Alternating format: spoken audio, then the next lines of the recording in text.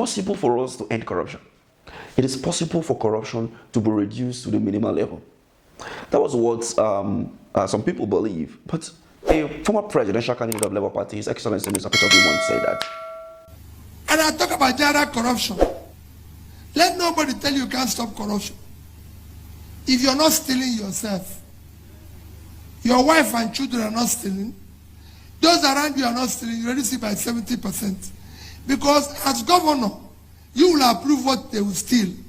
So when you approve to take your own, everybody will start adding his own. But if you're not taking, nobody will add. Go to me anywhere.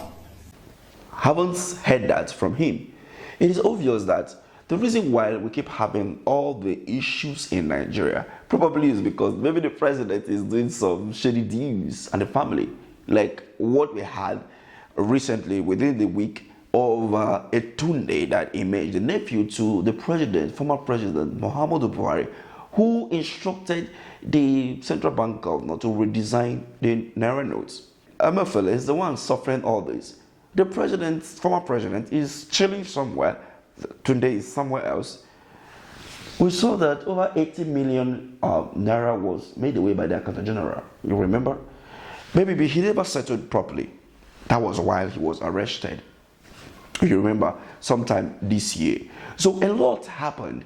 And when you look at this, we also saw that the president have reintroduced back the school feeding program. This is another way of corruption.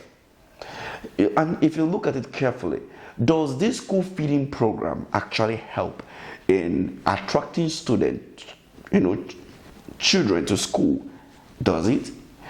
Okay, what is the feedback mechanism, put in place by the federal government to actually understand that this program that was brought forth by the past administration actually worked and took more than 1 million children from the street to school?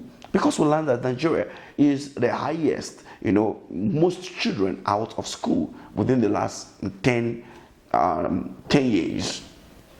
So if you look at it carefully, why are we introducing it back? There were some people who benefited from this program a lot within the last 8 years. And Edu went ahead and said over how many millions were transferred to Nigerians as a conditional cash transfer under this current administration. This is something that we really need to investigate. That the FG paid 3.5 million Nigerians 25,000 Naira each in a conditional cash transfer. Do you receive any such amount of money? 3.5 million Nigerians receive 25,000 Naira each. Okay, fine. If 3.5 Nigerians receive 25,000 Naira each, what is the cost of setting up an IT or setting up, a skill that should bring Nigeria out of poverty? Does giving money to people bring people out of poverty? These are the questions that we need to answer. The federal government is wasting the resources of Nigeria. Let's take a look at the president in Maiduguri some days ago. Look at the convoy. This is the country that the chief secretary or advisor of Nigeria, among others, came out to say that Nigeria is bankrupt. Yes, we are facing serious budgetary constraints. It's okay for me to tell you, and it's fine for you to know, that we have inherited a very difficult situation. Literally a bankrupt country. No money. To a point where we could say, even the earnings that we are getting now, we are paying back what was taken. We don't have money. The Tinubu-led administration, keep crying that there is no money. But when you look at the way they spend money and the way they do things, it becomes so surprising to everyone that if you say you don't have money, then where is this money coming from? This will now show us that there is now a new king in the land, the largest king in Africa.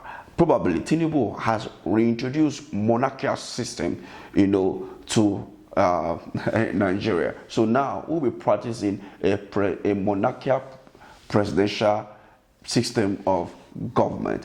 while the president moving around with a lot of entourage, with a lot of people, to create an awareness, oh, hail the king, like we saw in Dubai, where over 1,000 people accompanying the president, to Dubai for the climate change, of which most of those people know nothing about the climate change. The presidency, defended the reason why they did that, as to the fact that they intend to host the climate change in the future and wasting taxpayers' money, right?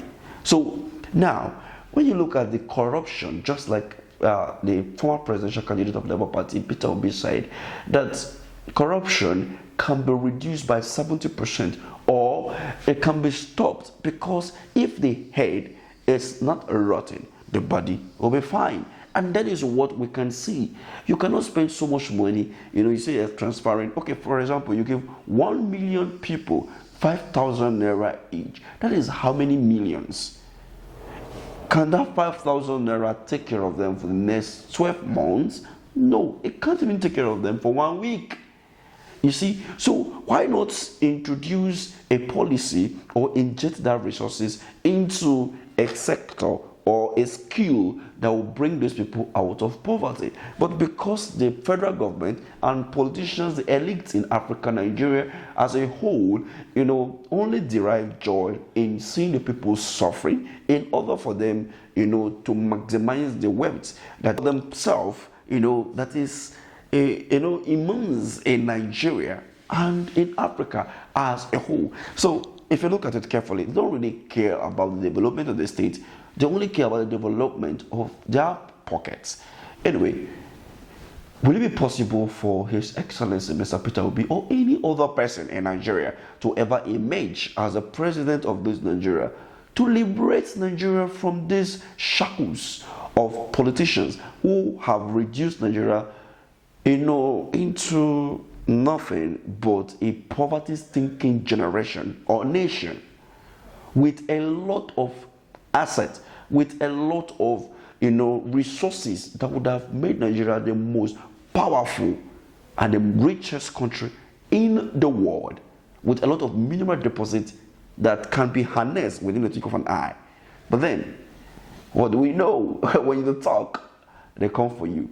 What do you think? Do you believe that the assertion by the former presidential candidate of a Labour Party, His Excellency Mr. Peter Obi, is right concerning reducing corruption, and that the Nigerian political elite and the current administration is 100% corrupt? As a reason why Nigeria cannot attain any level of development.